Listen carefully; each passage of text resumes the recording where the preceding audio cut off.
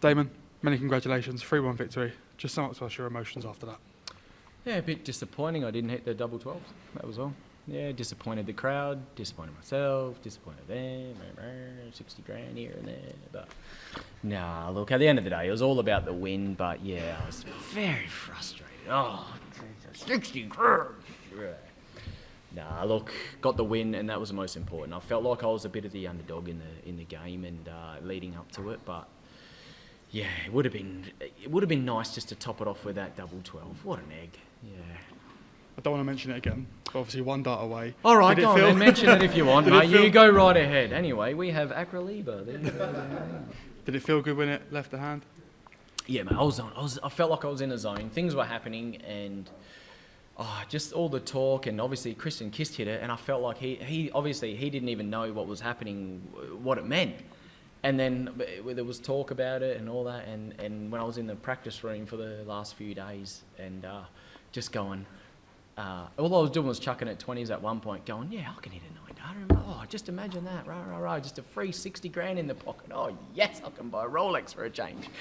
Anyway, I have to stick to my sundial. You know, what is the time today? Anyway, yeah, it's a good 11:30, isn't it? Yeah. Connor spoke previously about practicing with you on the Scully system and stuff like that. Is there any added pressure playing someone that you practice with so much? Yes and no. Yes and no. I've been in these situations plenty of times. My whole DPA Australian tour, it's all my mates. I'm playing all my mates all the time, so I know what it's about. And obviously I put a post out there and, people jump on the bandwagon, don't they? Oh, he's written this and he's scared and...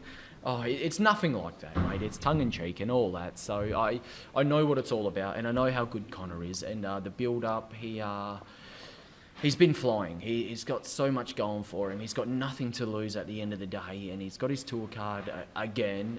But this time it's a different story. So he will, he'll pull up trumps and he'll do some amazing things. So I knew what it was about, and we both. I didn't message him after the draw was done. That's it. We both didn't message each other, to be honest. So I didn't break and he didn't break. So we knew when we came into this game, it was just, it was all for all and just get the job done.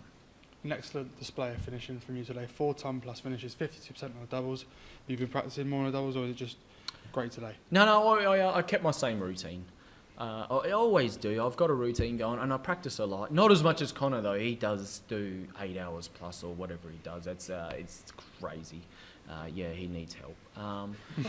But for myself, I do 2 in the day, 2 in the arvo, or 2 plus.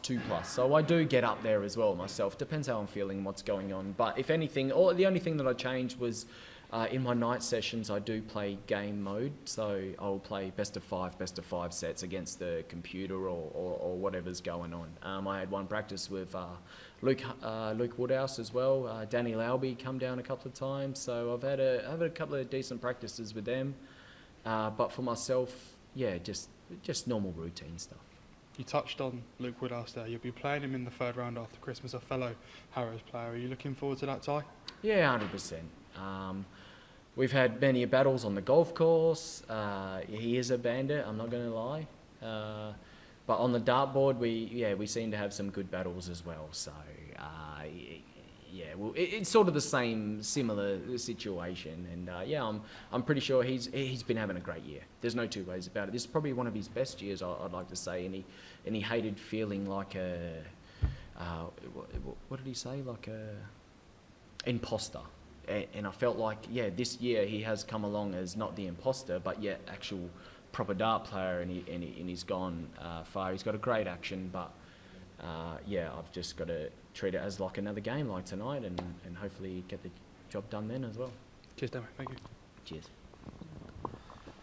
Damo, many congratulations. We know that you're a massive darts fan anyway. What's it like having to wait 6 days or to get here and then get involved in the tournament and watching it at home? Yeah, when I watched the draw and everything coming out, I'm like, now I've got like 3 weeks. What am I going to do with myself? Because I'm always in the darts. I'm all about the darts, and I'm playing everything, as you know. I practice and play and do all that, but because to have the 3 weeks off, I'm like, what do I do with myself? It was hard. Not hard. Like, it's pretty easy because I just throw darts and I work out and I eat healthy and I do a lot of things. for me, in the last week building up to it, I've got some mates from Aussie. I don't know if you've seen in the TV. I had all my mates come along as well. So that was it was a massive boost. It was more. I didn't when they were here. I didn't practice as much. I still did my time, but I didn't do it as much. But I think that was more of a mental thing, having my mates here and having that time with them and talking about stuff. And I think. Yeah, that was really good because they were the guys that were here when I won the Brisbane Masters as well. So for them to be here and I win again, it's a bit of an omen. They might have to stay till the third, I would imagine. That's I'll have to pay for that, I would imagine. Yeah, I don't know. You spoke about obviously the battle against Connor. Did you prefer knowing who you were playing rather than one of the other international qualifiers or something that you didn't know so much about? The fact that you knew his game inside out, was that an advantage? I think it was pretty good. Yeah, I think I knew what I was up for. I knew I had to bring a tough game because it's a tough opponent. If I had a name that I didn't know, and say I looked at his stats and they were say like an 83 for a season or something, that might have been in the back of my mind going, just roll up and get the job done. But it doesn't work like that at the Worlds. It does not work like that. Everyone loves an underdog. There's no two ways about it. You know what I mean? I could have gone 2-0 up and 2-0 up in legs to win it.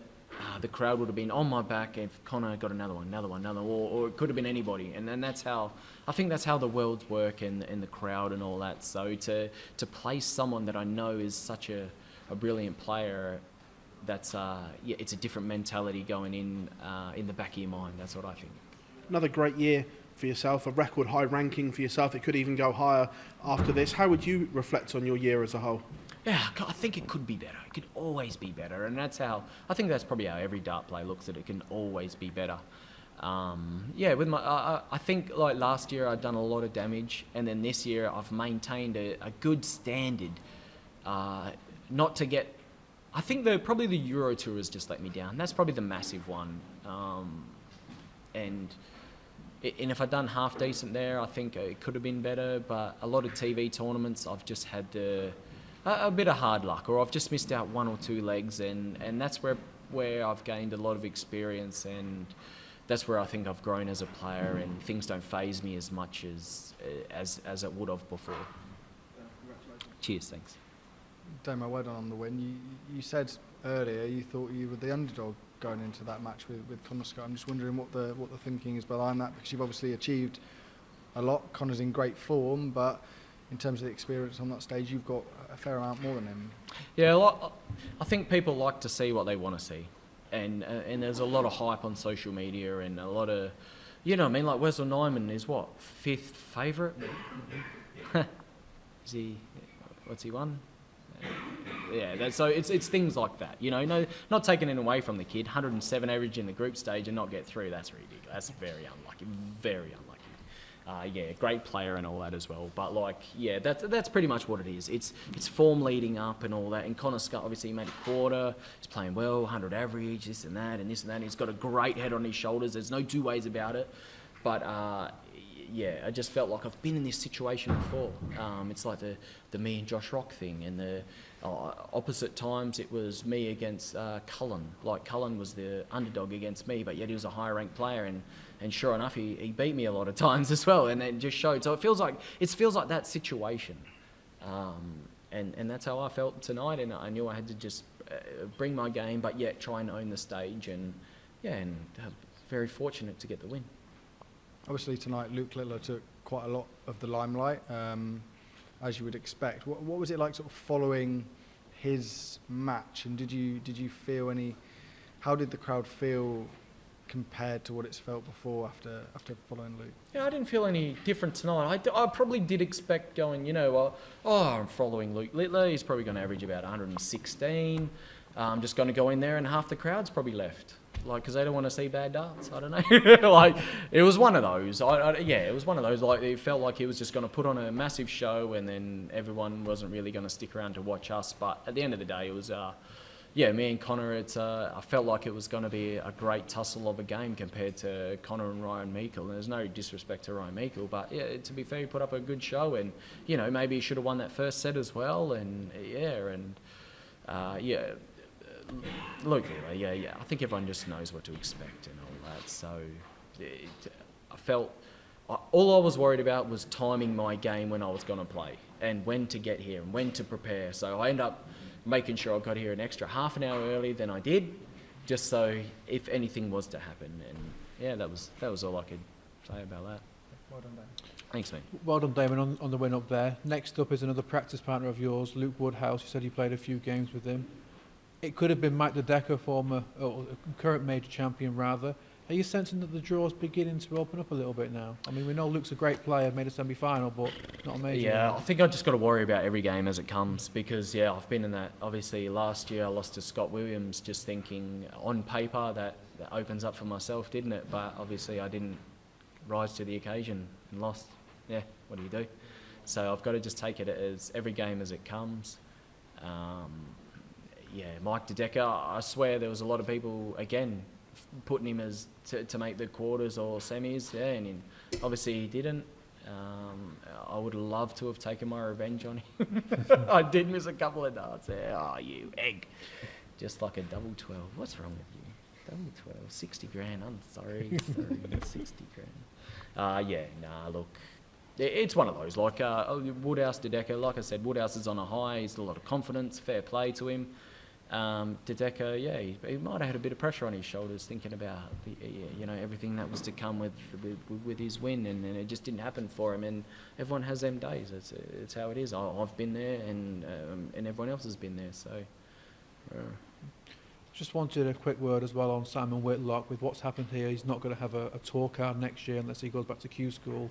Obviously, he's been a legend of darts and specifically Australian darts as well. Can you just talk a little bit about Simon, what he's done for you? And he's definitely put Australian darts on the map. He was the first man, wasn't he? He's the man to do all that. And if it wasn't for him, yeah, who's to say everything that's been given to darts in Australia would happen? It might, it may not have happened as of yet. You know what I mean? So it's all, yeah, fair credit to Simon. He's had a crazy good year. Crazy good years in general. Crazy good career.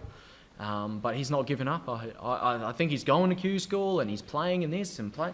Like, he can't give it up. He just can't. Like, yeah, he'd be in a crutch and on a wheelchair and still playing darts. Like, that's just what he does. He loves it. He absolutely loves it. So, yeah, fair play, Simon. Well done, mate. But we need more from Australia, doesn't it? Like, he's put it there.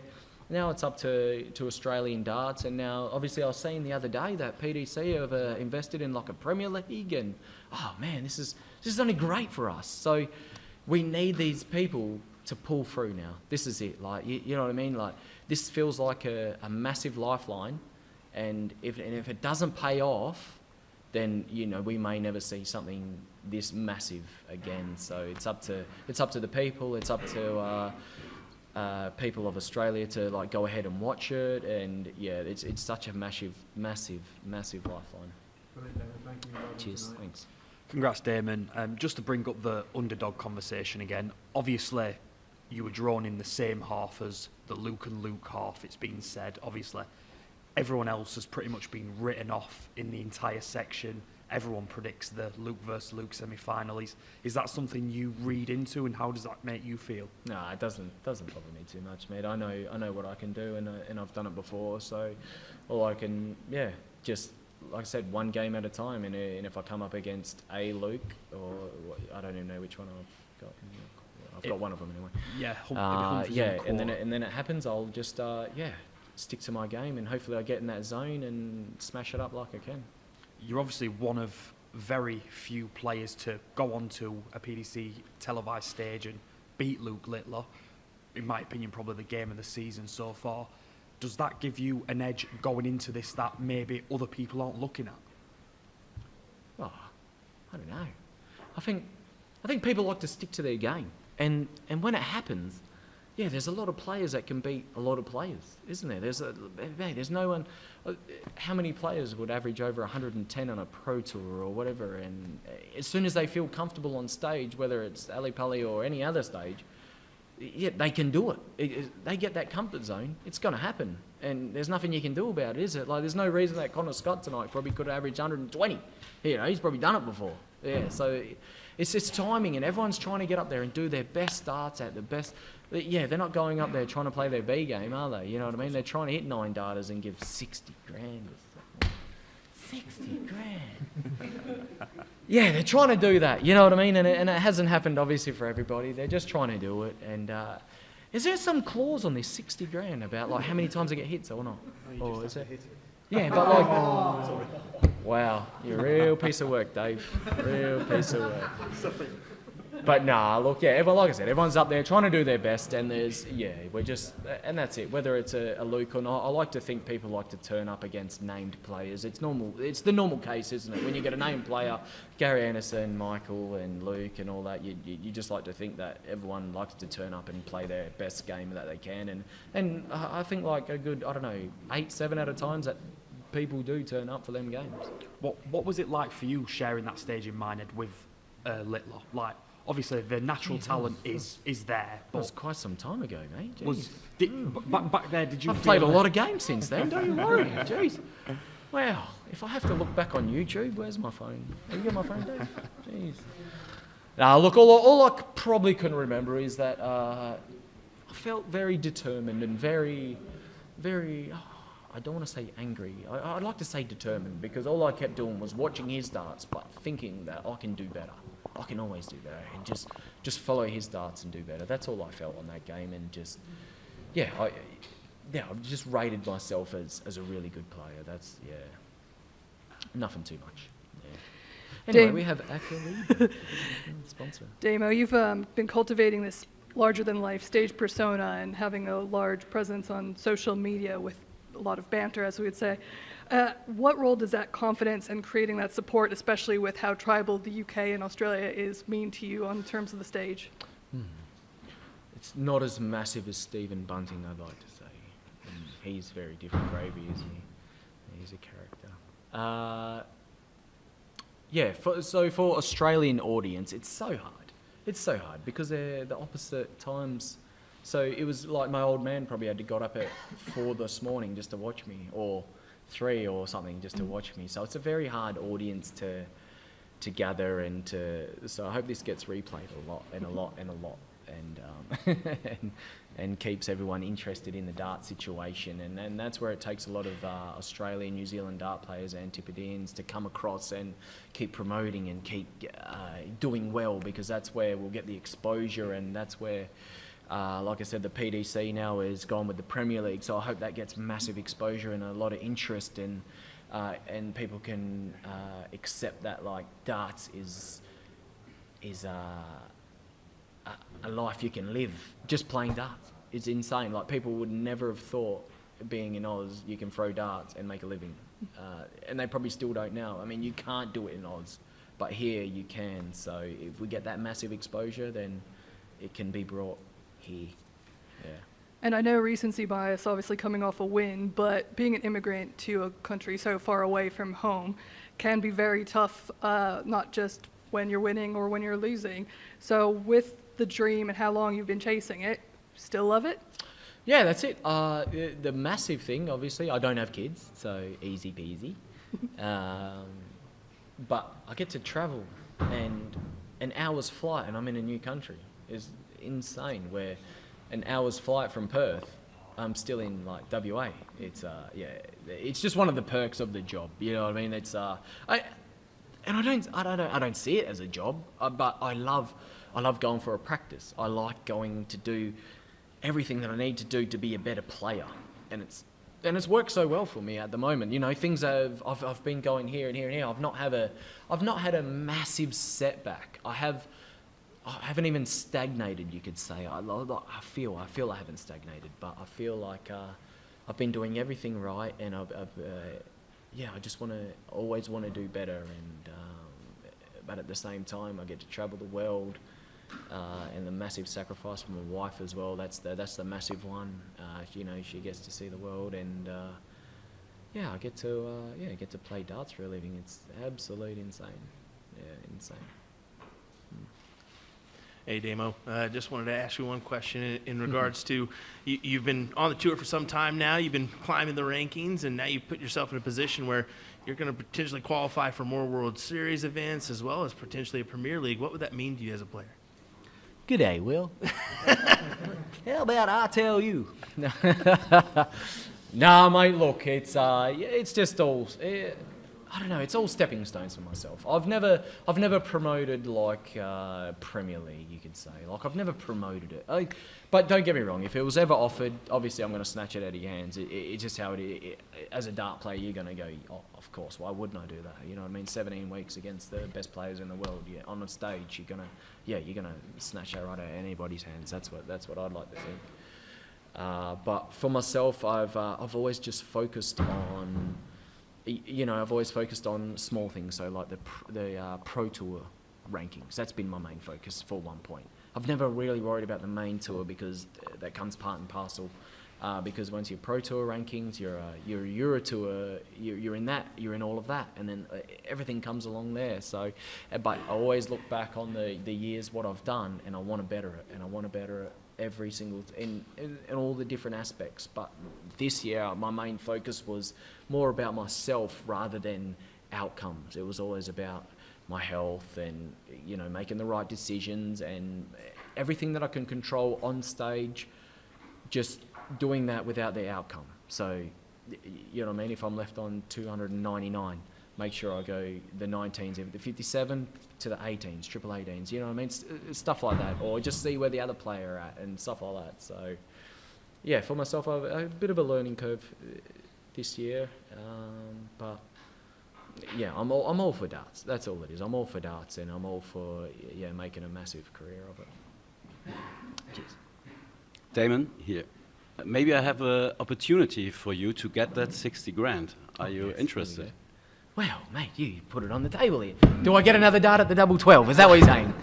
No, what about Premier League? Because some of the typical contenders are struggling or out. Do you think you're already in now? Oh, no.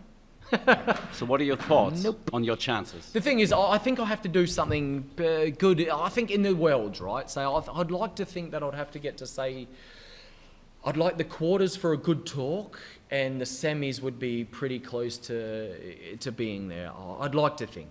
But at the end of the day, like they say, it's the Premier League is it's an exhibition show, isn't it? You want to see... I don't know, the likes of Gerwyn Price, you know what I mean? Like, I know that he hasn't had a great year, but at the end of the day, you probably want to see him because he's given it all that and he's the bad guy and all that. I know I'm Australian and a bad guy, but nah, look, yeah, like I said, if it was ever offered, I would take it. There's no two ways about it. But no, I'm all for the rankings, and I'm all for doing what I need to do. That's why I've not done a lot of exhibition work, because I am focused on the main ranking system, and I want to get myself there. But you would love to play there? Oh, of course, yeah, why wouldn't you? Yeah, I would snatch it. And your walk-ons and all this colorful stuff with your hair then and everything, was this kind of a preparation to get you in a position to get this call? No, it was never about that, because you can see back, I don't know how far we're going back. We're going back anyway. It was all about me. I watched my games, right? I watched my games back in the day. And the only games that I really won was when I was enjoying myself, happy, and I was interacting with the crowd. I was having a joke. I was doing a little bit of a dance, and I was doing this. And that's where it all come about, was I've got to enjoy myself to play my best to starts, rather than coming out on stage. When I first come on the scenes, I was very rigid, and I was very all about every single moment, and every dart mattered, every leg mattered, and I'd get so down on myself because I think, everything, was very strict. But once I relaxed and I could see that I won things without just being relaxed and interacting with the crowd and not thinking about things, and that's where it sort of come about. And then it happened in a Euro tour where I come on and I started doing a bit of a dance and I won, and I'm like, oh, this is great. And then I started thinking about all the rest of the Euros, and what can I do here? What can I do there? And just I don't know, things just snowballed, and that's where I think where I grew as a player, knowing what I need to do, because obviously back in Oz, we don't have that. We don't have the stage presence. We don't have that sort of thing. So that's why I think with this PDC going with the 2 months of the stage that they're doing and the 8 players, the Premier League thing that they're doing there, it's going to be massive, and it's going to bring on the young players. It's going to bring on someone else to come over and go to Q School, and hopefully we get a few more Aussies or New Zealanders on tour, and it's the only way the game's going to grow down there. So yeah, massive kudos to PDC putting this on.